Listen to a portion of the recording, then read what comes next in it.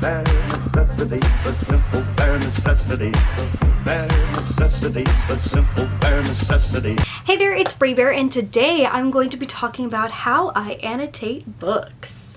So, this is something that not everybody does, but I sure do. And it wasn't until a few years ago that I started doing it. Let's talk about first why I started annotating my books. So I was watching videos and I came across this video that Ariel made, and it changed the game for me. Because the thing is, I never was concerned about my books looking perfect or being in perfect condition, but it never occurred to me how much it matters that the books that I own are really mine. That's when the game changed. So in this video, Ariel talks about how cracking the spine of a book, writing in the margins, it makes it your copy. And it really, really resonated with me. So I want people, if they were to pull a book off of my shelf, that it's got my DNA all up in it. Not just because I, ate food and spilt my coffee all over it, but because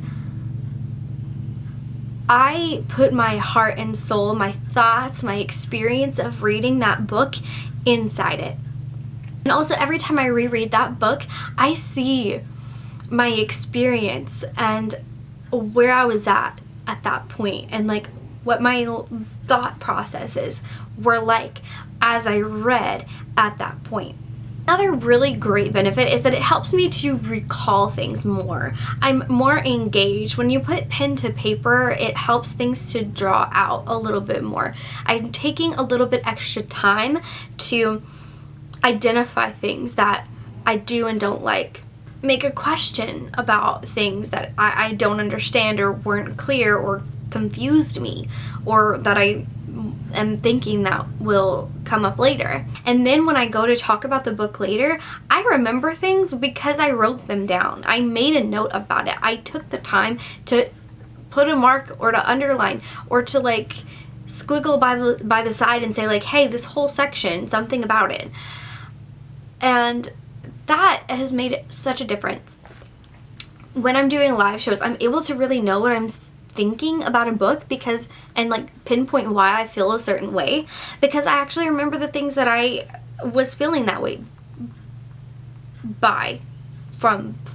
because words. It also gives me something to reference when I go through my review writing process. So when I write out my review and before I go into doing my wrap-ups and my recent reads videos where I kind of do a mini review, I am able to really pinpoint things that I did and didn't like because I made all these notes about specific things. So then when I go through those notes, as I flip through, I'm able to see, oh, well then this means that in general, this was not good, or in general, I liked this, because multiple times I made a note about this or such thing.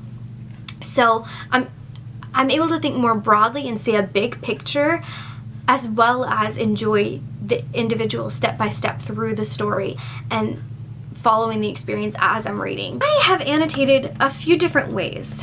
Over time, my annotation system and methods have continued to change. So I'm going to go over some of the things that I used to do in the past, and I'm going to show you what I'm currently doing now. I feel like a great place to refer you to is Twilight. I did a series on Twilight, reading it for the first time a couple of years ago, or starting to read it for the first time. I think I finished it in 2019 or 2020. I don't remember. But I read Twilight for the first time, and I was sort of in the beginning of my annotation system.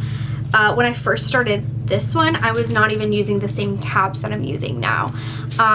So I'll kind of break it down a little bit for you. But basically, the tabs that I was using in this book, they had a clear back, and so I could even write on the back of it what each color was for with like a Sharpie, and then if I wanted to change it, then I could literally just use hand sanitizer, or you could just use rubbing alcohol of any kind, but hand sanitizer is always around, and just wipe it off and redo it if I wanted to. But basically I had a color code for what each color meant in the tabs, and then I used just straight up whatever black pen to actually write on the pages.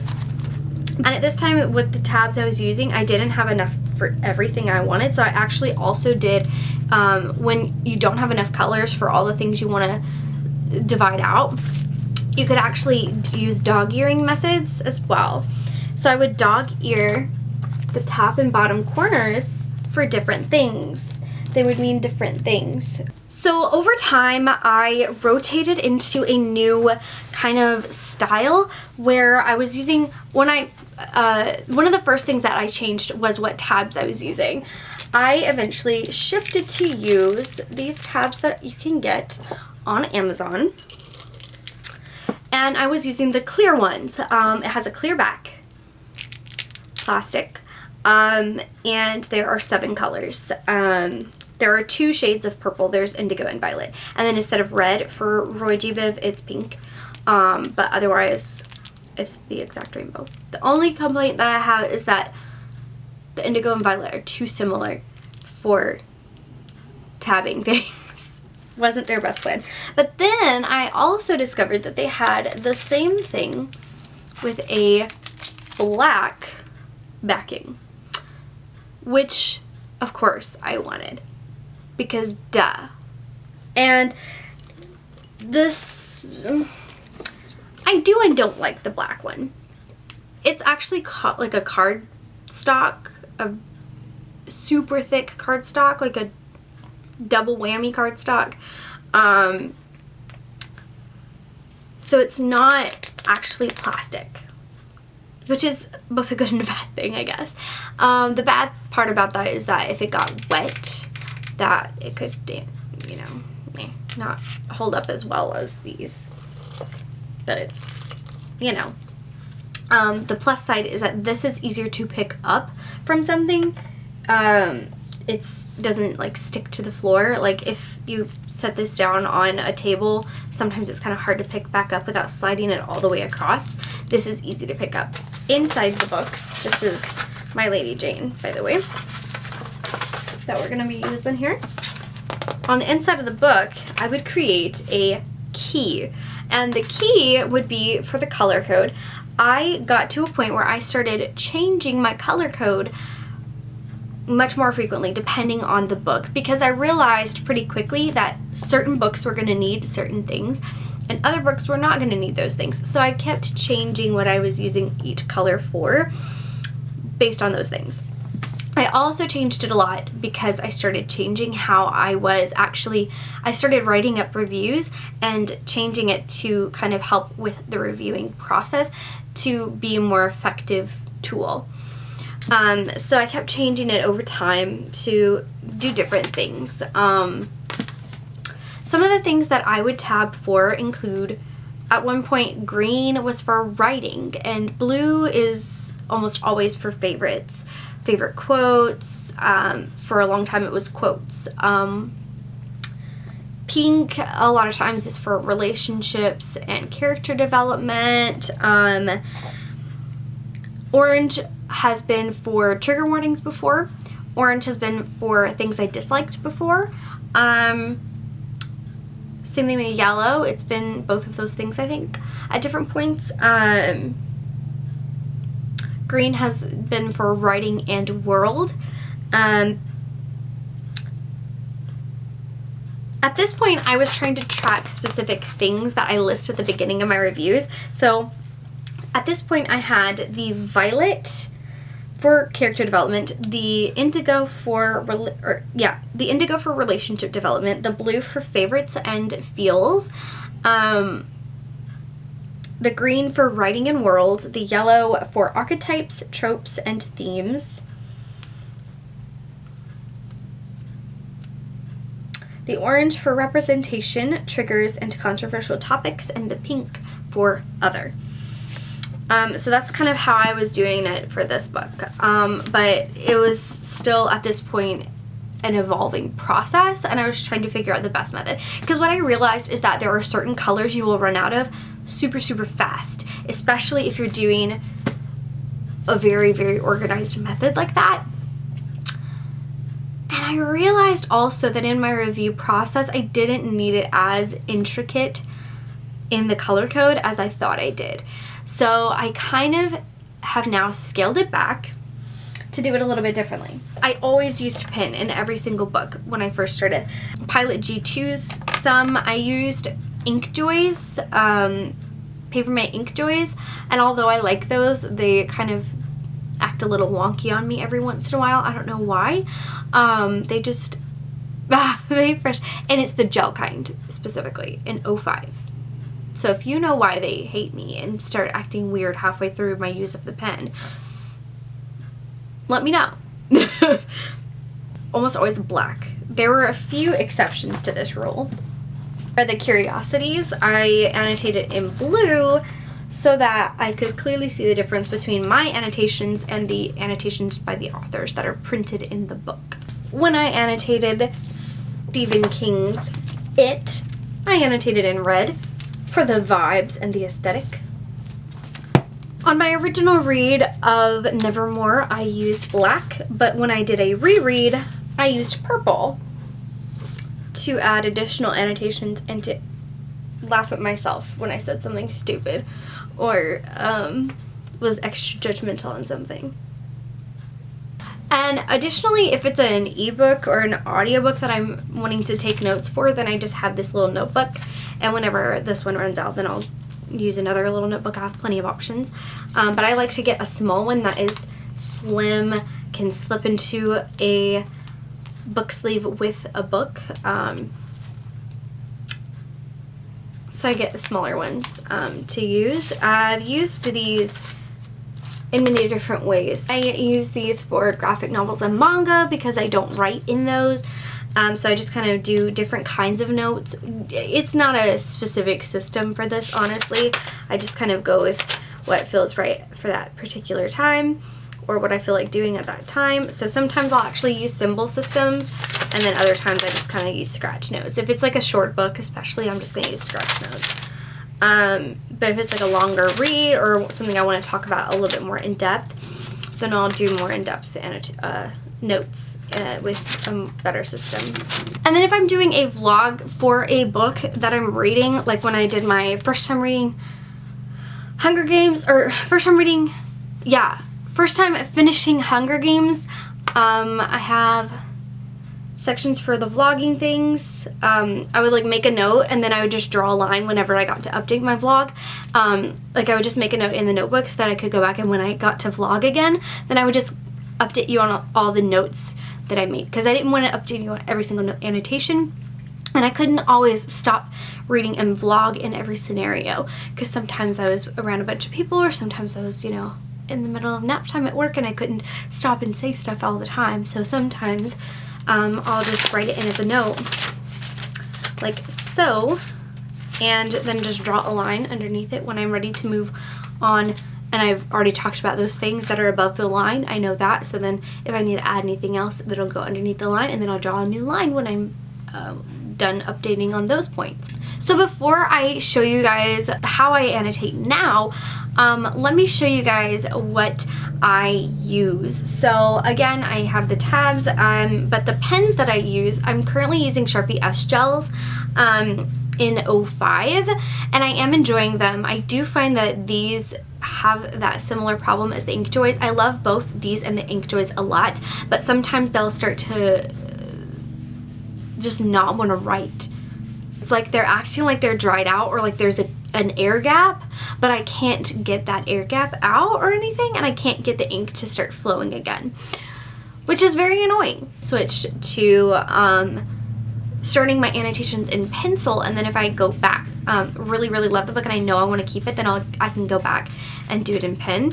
But I recently started doing that, and the reason is because I don't want people to be stuck with my annotations if they don't want to be.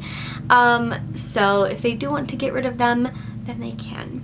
Now, that is only for books that I know I'm more likely to get rid of. If it's a book I know I want to keep, then I want them to have my annotation in it. Using the Clearpoint by Papermate, I am using the 07s. Those are the ones I have more of, although I think I would prefer an 05. I do think I have at least one 05, but I haven't dug it out to use it, but I've been using the 07. Unfortunately, you cannot use fountain pens on the paper that they print books on. So if I had my way, I'd be using a retractable fountain pen. I'd be using a Curidas. But most paper that books are printed on, it's just not really a feasible option because the fibers, I would be too worried about the fibers being retracted into my pen and having to flush it out a lot more to keep it maintained, but also feathering and bleed through. Mostly feathering, to be honest. I like felt tip pens a lot for their writing experience, the feel of them, the boldness of them, the consistency of them, but retractability. And also these do last longer than a felt tip because a felt tip eventually the tip wears out. So what am I doing in these books? So let's use a recent read, The Sound of Stars. Inside the book, I will find a place in the front, probably, to start things out. So what I do, and I'll show you guys up close, but I create a list format to track specific things that I list out in my reviews. So I have a list formatted review. And at the very top, these are like literally just listed down. The things that go here include trigger warnings, archetypes, representation, themes, and controversial topics. So I can literally just list them down. The benefit of this is that it's all in one place, so I don't have to spend all of my time flipping through every single page of the book, or like almost every single page, every single tab. It like I use the comparison of how many tabs I used to use to be able to track all of those things that I just end up putting in a list. Like the number of tabs I had to use versus the number of tabs I use now. Like such a difference, so much easier, and so much less use of these so that I can make these last longer, right? Because it's just making use of a blank space that is already in the book anyway. So I'll just find blank pages if I can, preferably the end pages because it's the easiest to flip back to. But that's not always an option, but when I can do the end pages, I do. Other than that, I really have kind of minimized it to be using like 1 to maybe 3 colors in a book, usually just 1 or 2 colors. The pink ones were likes and the yellow ones were dislikes. So I would just tab the things that were like specific things that I didn't like, problematic things that were said, or if I was starting to recognize an issue within the book, like within the writing, like a pacing issue or something like that, then I would just stick a tab of dislike and write out that, oh, there's a pacing issue here. Or like a general, I feel like this is moving super slow, and then that way when I'm doing my review, I could say, well, at some points this was an issue, or for the first half of the book it felt like it was just dragging on. Like I know that because I wrote it down. I would not remember the specifics if I did not write them down. It's so much better writing the things down. But yeah, I will show you kind of up close some of the things that I actually write and draw in as well. Sometimes it's an underline, sometimes it's a heart, sometimes it's an eye roll. Literally like I draw 2 eyes looking up and a frown. Like the only face that I can't figure out how to draw and not make it look stupid is like a surprised face. Because like normally I try to do like 2 big circles with like tiny dots for pupils and like a big circle for a mouth, but it just looks like a bowling ball without the ball. Like it just looks like the holes in a bowling ball. I write both my emotions and also my critiques, my like literary critiques of how it's written and, you know, what is done well, what isn't done well in the writing stuff. Like I underline things, whatever. Like all of that goes in my annotations. So then it's all there. It's all there. It's so much easier for me. Annotating is the way for me. Maybe not is for me. It is the way. I used to subcategorize within my reviews to be like what I thought about the character development, and then in that I would say the good parts of the character development and the bad parts of the character development, and then I would say okay, and about the relationship development, the good parts and the bad parts, and then about the writing, the good parts and the bad parts. But instead now I just kind of do all my good parts and bad parts as like more generalized statements. Like in general, the writing was okay. They had some good moments, but in general it was just okay. The prose wasn't elegant throughout the whole book, just a few good moments here and there. Or the prose was absolutely gorgeous in this book, but the plot was subpar, or the world building was completely non-existent, or whatever. You know, whatever the points were for that specific book, I'm able to make it as a more generalized statement rather than, you know, giving minuscule examples of things. And that has become so much easier for me because then I can actually discuss it better as well, not just have an easier to understand review, but also I can communicate it, my thoughts, much more eloquently, because I understand my thoughts much more clearly because I've, you know, stopped being so like detailed and focus on the big overall scheme of, well, this isn't just one incident that happened, it's like in general this was a thing that was a problem, or in general this versus that. Like I don't know how else to describe it. It's a better system for me. That's pretty much it for this video. I know that it might have ended up being long. I feel like it might be long. Whatever.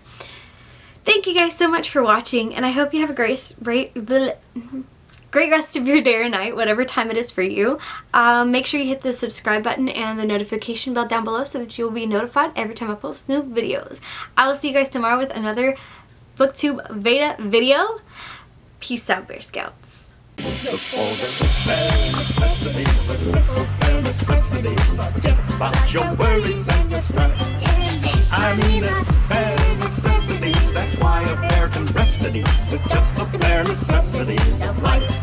Yeah, with just the bare necessities of life. Yeah, man.